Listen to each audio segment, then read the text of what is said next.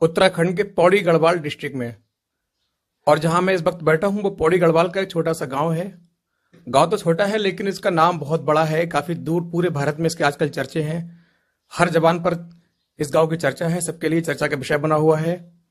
तमाम TV channels, media channels यहाँ आ चुके हैं इस गांव को, और खास तौर से विशेष इस घर को कवर कर चुके हैं। जी हाँ, हम बात कर रहे हैं पौड़ी गढ़वाल के गांव पंचूर की। वही पंचूर है जहां से हमारे उत्तर प्रदेश के मुखिया सीएम माननीय योगी आदित्यनाथ जी आते हैं, जहां उनका पैतृक निवास है, उनका घर है, उनका पूरा परिवार यहाँ रहता है। यहाँ उन्होंने जिंदगी गुजारी, यहाँ जन्म लिया, यहाँ के स्कूल में उनकी प्रारंभिक शिक्षा हुई। और यहाँ पर क्यों आया आपको बता दूं, एक इतने बड़े राज्य का मुखिया होने के बावजूद, एक सीएम होने के बावजूद, उनका जो परिवार है एकदम सादा जिंदगी जीता है, सादा जीवन व्यतीत करता है, एक आम आदमी की तरह उनका जीवन यापन है। शायद भारत के इतिहास में आज जो भारत के मुख्यमंत्री हैं उनमें कोई ऐसा सीएम होगा जिसका परिवार इतनी सादगी से जीवन व्यतीत करता हो। और मेरे साथ उनके छोटे भाई महेंद्र जी मौजूद हैं, आइए उनसे बात करते हैं। सर, सबसे पहले आपका बहुत स्वागत है और बहुत बधाई आप। साधना न्यूज उत्तर प्रदेश का यहाँ आने पे आपका बहुत बहुत धन्यवाद। और यहाँ पे आप आए हैं तो आशा करता हूँ कि यहाँ से अच्छी रिपोर्ट लेके ही जाएंगे। मैं आपसे जानना चाहता हूँ, इतने बड़े राज्य के मुखिया होने के बावजूद आप उनके परिवार से हैं और आपका जीवन इतना सादा सिंपल है, आम आदमी की तरह आप लोग जिंदगी गुजर करते हैं, ये कैसे हो पाता है? देखिए, आजकल के समय में अगर एक कहावत आपने सुनी हुई, सादा जीवन उच्च विचार। और क्योंकि महाराज जी संन्यास ग्रहण कर चुके हैं और उत्तर प्रदेश के मुख्यमंत्री हैं, तो परिवार से उतना घनिष्ठ संबंध इतना है नहीं जितना मीडिया में दिखाया गया है। तो साधारण सा जो अपना जीवन है उसी हिसाब से हम लोग अपने जीवन यापन। आपकी महाराज से बात कभी कभार होती है? नहीं, बहुत कम है, बहुत कम है। अच्छा, दूसरी बार लगातार उन्होंने मुख्यमंत्री चुने गए हैं और ऐसा 35 साल में पहली बार हुआ है कि एक मुख्यमंत्री लगातार दूसरी बार मुख्यमंत्री बना है। ऐसे कि आपको कैसा फील होता है? देखिए, इसके लिए तो उत्तर प्रदेश की जनता का बहुत बहुत आभार और धन्यवाद देंगे कि उन्होंने दूसरी बार वहाँ पे भारतीय जनता पार्टी को प्रचंड बहुमत दिया है। जो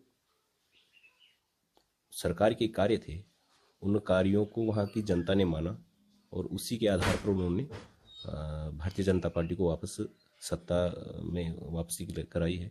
ये कम से कम 35 वर्षों का इतिहास है उत्तर प्रदेश में कि कोई भी मुख्यमंत्री दूसरी बार रिपीट नहीं हुआ है। तो ये पुनः वहाँ पे महाराज जी को और वहाँ की जनता को इसके लिए बहुत बहुत बधाई।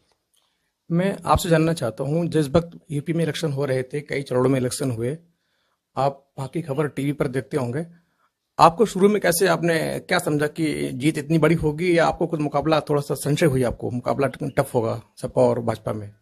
देखिए, जो उत्तर प्रदेश और उत्तराखंड में एक साथ 8 जनवरी को आचार संहिता लागू हुई थी 5 राज्यों में, और 7 चरणों में उत्तर प्रदेश में शुरू हुए थे और यहाँ पे 1 चरण में हुआ था उत्तराखंड में। तो जो शुरू से ही उनके द्वारा किए गए कार्य थे उन कार्यों पे जनता ने मोहर लगा दी थी। थोड़ी बहुत तो जो इशू हल्का सा बचा हुआ था किसान आंदोलन का, उसको जब मोदी जी गाजियाबाद और बागपत क्षेत्र में आए तो उसको ठीक कर दिया था। तो आशा यही थी शुरू से ही कि भारतीय जनता पार्टी 270-280 के लगभग सीटें ले आएंगी, और हुआ भी वही है। 273 सीटें गठबंधन को प्राप्त हुई है, तो उसी के अनुरूप यहाँ पे प्रदर्शन हुआ। आपने किसान आंदोलन की बात की, आपको पूरी उम्मीद थी कि किसान सारे महाराज का साथ देंगे? देखिए, जो किसान, छोटे किसान हैं वो तो आज भी चाह रहे हैं कि जो 3 बिल रह गए थे वहाँ पे वो हमारे हक में, जो अगर आप एक्चुअली में वहाँ छोटे किसानों को पूछेंगे तो वो चाह भी रहे थे कि जो बिल है वो हम लोग, क्योंकि सीधे आप मंडी से अपना जो प्रोडक्ट है वो सीधे मंडी को दे सकते हैं और अपना सामान दे सकते हैं। लेकिन कुछ किसानों के जो उच्च स्तर के थे, ऐसे थे जिनके पास काफ़ी ज़मीन थी, उनके उस पर थोड़ा सा इस पर कार्रवाई हो पाई। तो बाकी ज़्यादातर किसान भारतीय जनता पार्टी के साथ में थे। जब इलेक्शन चल रहे थे तो आप टेलीविजन पर ही देखते थे, आपकी भाई यूपी में लोगों से कहीं बात भी होती थी इसको लेकर के? इसमें सोशल मीडिया और जो न्यूज़ चैनल है उन्हीं के माध्यम से जानकारी मिलती थी, बाकी वैसे कोई बात नहीं होती थी। अच्छा, अक्सर ऐसा देखा जाता है कोई मंत्री या विधायक है, उसका परिवार क्या उसका दूर का रिश्तेदार भी है, वो भी सारी जिंदगी अपनी ऐश से गुजार लेता है। लेकिन आप एक इतने बड़े राज्य के मुखिया के परिवार होने के बावजूद भी आपका जीवन इतना सादा सिंपल एकदम है। इस पर क्या कहना चाहते हैं आप? ये पहले ही कहा है कि जो महाराज जी हैं, पूरा उत्तर प्रदेश ही उनके लिए एक परिवार है। और एक परिवार, हमें एक गर्व होता है कि इस परिवार से कब जुड़े होने के बाद इस स्तर पर पहुंचे हैं। तो पूरा उत्तर प्रदेश उनके लिए परिवार है। और जो आप सुख सुविधाओं की बात करते हैं, तो हम इसी उसमें खुश हैं, सादे जीवन में ही खुश हैं। अगर हम सीएम होने से पहले की बात करें, सन 2017 से पहले की बात करें, जब महाराज सांसद हुआ करते थे, तो कभी आपने सोचा कि महाराज इतने बड़े पद पर आसीन होंगे?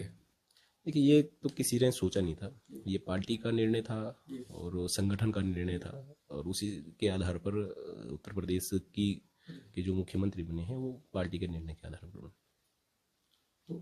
आपका जो बचपन यहाँ बीता है, महाराज का भी बीता है, तो कुछ वक्त आपने साथ में बिताया महाराज के? देखिए, उनकी पढ़ाई लिखाई घर से बाहर, ज़्यादा पढ़ाई लिखाई घर से बाहर हुई है, और उनके साथ उतना मेरा बचपन तो नहीं बीत पाया। जब तक थोड़ा सा होश संभाले तब तक उन्होंने संन्यास ग्रहण कर लिया था। मेरा उतना समय नहीं बीत पाया उनके साथ। जो यूपी की जनता हमारी है, उसके लिए कुछ संदेश देना चाहते हैं आप? देखिए, जो उन्होंने जनादेश दिया है यूपी की जनता ने, उनका तो मैं हृदय से बहुत बहुत आभार और धन्यवाद देता हूँ। और जो भी उम्मीद उन्होंने लगाई थी, देखिए 2017 से पहले जो सुरक्षा व्यवस्था के नाम पे, और बिजली, खास तौर से जो वहाँ बिजली रहती नहीं थी जी। तो अब आप स्वयं उत्तर प्रदेश से हैं, आप कि वहाँ पे मेरे ख्याल से 18 से 20 घंटे बिजली बराबर आ रही है। जी। तो लोगों ने उस परिवर्तन को देखा, सुरक्षित महसूस किया, और दूसरा वहाँ बिजली है, आवास दिए हैं, जो राशन फ्री दिया है, वो काफी इसने फर्क डाला है। दो चीज तो उसमें था। तीसरा, जब कोविड का आया था, तो कोविड के काल में गरीब, खास तौर से जो गरीब वर्ग था, उन गरीब वर्गों को राशन, निःशुल्क राशन पहुंचाई गई थी, तो काफी मदद मिली उनको, राहत दी है गरीबों को कोरोना काल में। जी, बहुत राहत मिली है। और उन्होंने भी समझा कि जब इस मुसीबत में ये सरकार हमारे साथ है, तो उन पे उन्होंने विश्वास। और अब 3 महीने के लिए राशन फिर बढ़ा दिया गया यूपी में। मैं भी उसमें देखा था सोशल मीडिया पे कि जो ये कैबिनेट पहली कैबिनेट का ये फैसला लिया गया है। कैबिनेट की जो बैठक हुई थी, उसमें 3 महीने के लिए बढ़ा दिया गया। तो वहाँ पे पूरी कैबिनेट को और महाराज जी को इसके लिए बहुत बहुत बधाई। अच्छा, ये अब महाराज जी 2 बार लगातार प्रेसिडेंट जी के साथ जीत चुके हैं। क्या परिवार को उम्मीद है कि महाराज को एज ए प्राइम मिनिस्टर देखना चाहते हैं आप आगे? देखिए, ये जो फैसला है, ये संगठन और पार्टी तय करती है, और पार्टी को जो लगेगा, पार्टी अपने स्तर से करेगी। परिवार की इच्छा रहती है ऐसी? परिवार की इच्छा तो कभी पूरी नहीं होती है जी। तो परिवार जो चाहेगा वो हमेशा नहीं होता है। तो पार्टी और उस संगठन तय करता है, जो भी तय करे वो संगठन और पार्टी तय करेगी। चलिए, बहुत शुक्रिया, आपने साधना न्यूज़ से बात की। आपका बहुत शुक्रिया, आपने हमें वक्त दिया, इसके लिए हम आपके आभारी हैं। बहुत शुक्रिया आपका महेंद्र जी। थैंक यू, शुक्रिया, थैंक यू वेरी मच।